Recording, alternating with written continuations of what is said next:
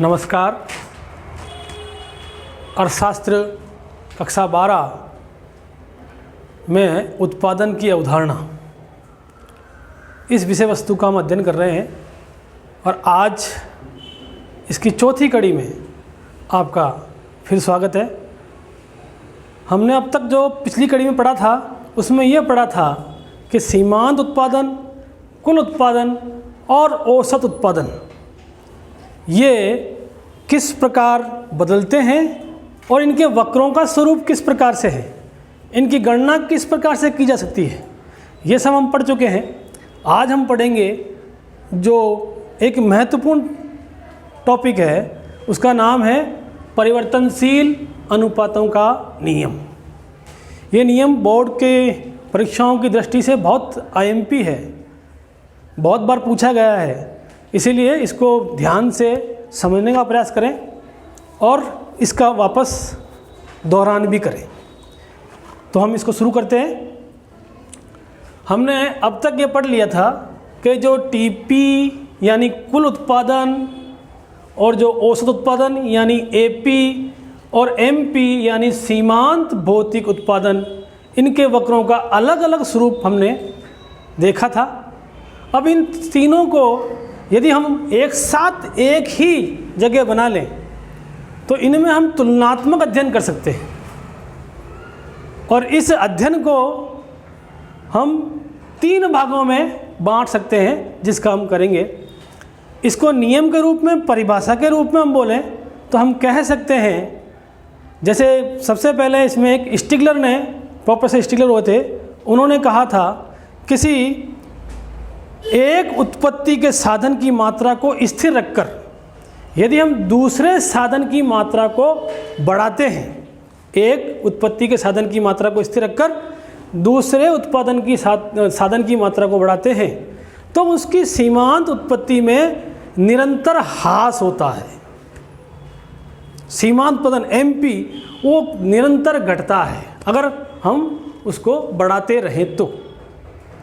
इसी को John Robinson ने भी कहा था, पर इसको अगर नियम के रूप में हम समझें तो हम कह सकते हैं, नियम कहता है कि एक साधन को स्थिर रखकर अन्य साधनों को परिवर्तित करने पर कुल उत्पादन, औसत उत्पादन अलग अलग तरह से परिवर्तित होते हैं।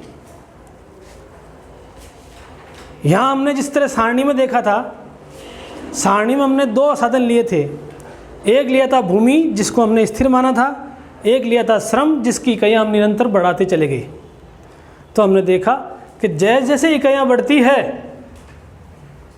श्रम की, उत्पादन किस प्रकार से बदलता है, उसको हम इसकी 3 अवस्थाओं में इसको समझ सकते हैं।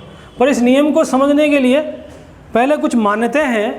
मान्यता यह है कि इसमें एक साधन परिवर्तनशील है और अन्य साधन स्थिर मानते हैं, पहली मान्यता। और दूसरा, उत्पादन के साधनों के अनुपात को हम बदल सकते हैं। और तीसरी मान्यता मानते हैं कि परिवर्तनशील साधन की सभी इकाइयाँ समरूप होती है। हमने जितना श्रम की इकाई के बारे में देखें हम, तो जितना दूसरा आदमी काम कर रहा है, तीसरे आदमी को लगाने पर भी वो भी उतना ही काम करेगा जितना पिछला आदमी काम कर रहा है, मतलब समरूप है। और तकनीक में कोई परिवर्तन नहीं है, क्योंकि तकनीक बदल जाने पर उत्पादन की मात्रा में परिवर्तन आ जाएगा। तो ये कुछ मान्यताएं लेके चलते हैं, इसी के आधार पर हम इस नियम का अध्ययन करते हैं। तो इसमें पहला जो, इसको हम ध्यान से अगर इस ग्राफ को देखें तो इसके हमने 3 भाग बांटे हुए हैं।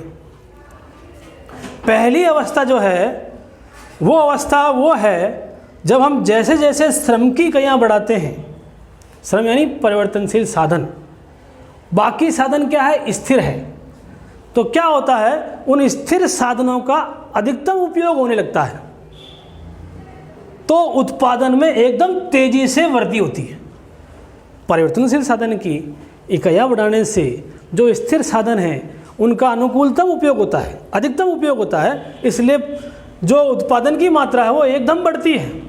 और इस अवस्था में हम देखें तो सीमांत उत्पादन भी बढ़ रहा है, औसत उत्पादन भी बढ़ रहा है और कुल उत्पादन भी बढ़ रहा है।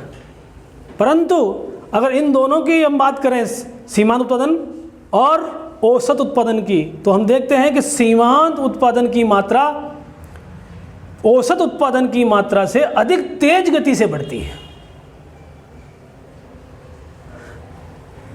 अब जब ये शुरू होता है और हम लगातार अगर जो परिवर्तनीय साधन है श्रम, उसकी कहीं बढ़ाते चले जाएं, तो एक अवस्था ऐसी आएगी जब उत्पादन में उस गति से वृद्धि नहीं होगी जिस गति से शुरुआत में वृद्धि हो रही थी, यानी वृद्धि की गति कम हो जाती है। ये बिंदु आता है हमारा यहाँ पर M पर। यहाँ जैसे तीव्रता से बढ़ रहा था, यहाँ इसका बढ़ना कम हो जाता है। इसके बाद ये N से L जो है ये मोड़ का बिंदु है, क्योंकि यहाँ गति कम हुई है तो इसे मोड़ का बिंदु कहते हैं। ये यहाँ से लेकर O से लेकर L तक ये पूरा प्रथम चरण है जब कुल उत्पादन में लगातार वृद्धि हो रही है, सीमांत उत्पादन भी बढ़ रहा है। और इसका समाप्ति कहाँ होती है? इस मोड़ के बिंदु का जो पहला बिंदु है ना ये M, इस पर सीमांत उत्पादन अधिकतम होता है और इसके अंत में L बिंदु पर सीमांत उत्पादन और औसत उत्पादन एक दूसरे के बराबर हो जाते हैं। यानी प्रथम अवस्था कहाँ समाप्त होती है? जहाँ सीमांत उत्पादन और औसत उत्पादन बराबर हो जाते हैं। ये देखा। अब इसके बाद जैसे ही हम आगे श्रम की इकाइयों को और बढ़ाते हैं तो सीमांत उत्पादन में तेज गति से, क्योंकि अब देखिए आप जैसे ही L बिंदु के बाद की बात करते हैं, यहाँ ये सीमांत उत्पादन यहाँ तक तो औसत उत्पादन से ऊपर था, यानी सीमांत उत्पादन की मात्रा औसत उत्पादन से अधिक थी। परंतु जैसे ही हम द्वितीय चरण में प्रवेश करते हैं, सीमांत उत्पादन एकदम घट करके औसत उत्पादन के नीचे चला जाता है। यानी जब कमी होना शुरू होती है तो सीमांत उत्पादन में अधिक तेजी से कमी होती है। और फिर भी यदि हम परिवर्तनीय साधन श्रम की इकाइयाँ बढ़ाते जाएं तो जो स्थिर साधन हैं उनकी जो अनुकूलतम उपयोग है वो अनुकूलतम उपयोग हो रहा अभी। इसीलिए क्या होता है, यहाँ पर अंत होते होते ये उत्पादन की मात्रा लगभग स्थिर हो जाती है, समान दर से बढ़ती है। श्रम की इकाइयाँ बढ़ाने से, परिवर्तनशील साधन की इकाइयाँ बढ़ाने से कुल उत्पादन में समान दर से वृद्धि होती है। ये द्वितीय अवस्था है और इस अवस्था में हमने देखा कि जो सीमांत उत्पादन है वो AP से नीचे चला गया। इसकी समाप्ति कहाँ होगी? इसकी समाप्ति होगी N बिंदु पर, जहाँ पर सीमांत उत्पादन का मान 0 हो चुका है। इसके शुरुआत में क्या था? शुरुआत में दोनों बराबर थे, सीमांत उत्पादन और औसत उत्पादन द्वितीय चरण के शुरुआत में, और साथ ही औसत उत्पादन अधिकतम सीमा तक बढ़ चुका होता है। ये औसत उत्पादन की सबसे ऊपरी सीमा है। इसके बाद औसत उत्पादन घटना शुरू हो जाएगा। तो औसत उत्पादन अधिकतम होता है, MP और AP यानी सीमांत उत्पादन और औसत उत्पादन बराबर होते हैं, वहाँ इसकी शुरुआत होती है। अंत कहाँ होता है? जहाँ सीमांत उत्पादन 0 हो जाता है। यदि हम इसके बाद भी परिवर्तनशील साधन की इकाइयाँ बढ़ाते रहे तो अब क्या है, जो स्थिर साधन है वो जितना उनका अनुकूलतम उपयोग हो सकता है हो चुका है। अब यदि और बढ़ाएंगे तो वो जो परिवर्तनशील साधन हैं इनका अपव्यय शुरू हो जाएगा एक तरह से। तो एक उसके बाद भी अगर बढ़ाते रहें तो देखें कुल उत्पादन एकदम यहाँ के बाद नीचे आना शुरू हो जाता है। क्यों? क्योंकि सीमांत उत्पादन ऋणात्मक हो चुका है, माइनस में आ चुका है। यानी पहले जो उत्पादन हो रहा था उससे कम हो रहा अब ये, इसलिए माइनस में गया। और औसत उत्पादन भी इसी गति से, जिस स्वरूप से कुल उत्पादन घटता है उसी स्वरूप से AP भी घटता है। एक चीज़ जरूर है, MP ऋणात्मक हो सकता है, यानी सीमांत उत्पादन ऋणात्मक हो सकता है, परंतु औसत उत्पादन कभी ऋणात्मक नहीं हो सकता। ये X अक्ष के समांतर होकर के कम से कम होता रहेगा पर कभी इसको छू नहीं पाएगा। तो ये हमने पढ़ा। हम इसमें ये देखें कि अगर मैं एक उत्पादन करता हूँ तो मेरा विवेक क्या कहता है, मेरा विवेक यानी मेरी विवेकपूर्ण स्थिति क्या है, मुझे किस अवस्था तक उत्पादन करना है। यह माना जाता है कि विवेकपूर्ण स्थिति है बिंदु ई पर। यह विवेकपूर्ण बिंदु है, विवेकपूर्ण स्थिति का बिंदु। क्यों? और ये जो x अक्ष पर इसके संगत जो बिंदु है वो है n, क्योंकि इसके नीचे कुल उत्पादन लगातार बढ़ रहा है। परिवर्तनशील साधन की इकाइयाँ बढ़ा रहे हैं हम, तो इसका उत्पादन लगातार बढ़ रहा है। इसके नीचे, इससे पहले तो लगातार बढ़ रहा है, और हम अगर इसके बाद में बढ़ाएंगे तो कुल उत्पादन का मान कम हो जाएगा। तो सबसे अच्छी अवस्था कौन सी है? जहां हम कम से कम लागत पर अधिक से अधिक उत्पादन कर सकते हैं, और वो बिंदु है ई। क्योंकि इसके बाद उत्पादन करने से कोई फायदा नहीं है, हम श्रम का अपव्यय कर रहे हैं, एक तरह से हम सीमांत उत्पादन को माइनस में ले जा रहे हैं।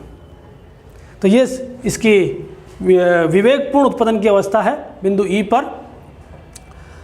तो इसके साथ ही लगभग ये जो चैप्टर है अपना उत्पादन की अवधारणा, ये समाप्त होता है। अब ये समझ सकते हैं कि इसका महत्व क्या है। ये जो चीज़ें हम पढ़ रहे हैं ये हमारे काम क्या आती है, सरकारों के लिए क्या काम आती है। तो सरकार भी क्या करती है, हमेशा शोध करती है, अनुसंधान करती है, वो और हमेशा ये जानने का प्रयास करती है कि किस बिंदु पर या किस अवस्था में कम लागत पर अधिकतम उत्पादन हो सकता है, कम लागत पर अधिकतम हो सकता है। इसीलिए ये जो चीज़ है परिवर्तनशील अनुपातों का नियम, ये सबके लिए उपयोगी है, सरकारों के लिए भी, हमारे लिए भी, एक उत्पादनकर्ता के लिए भी। तो इसी के साथ ये चैप्टर समाप्त करते हैं। इसकी अगली कड़ी में नए अध्याय के साथ हम फिर मिलेंगे। फिर वही बात, लाइक करें, सब्सक्राइब करें, कमेंट करें और आगे से आगे शेयर करें। फिर मिलेंगे। धन्यवाद।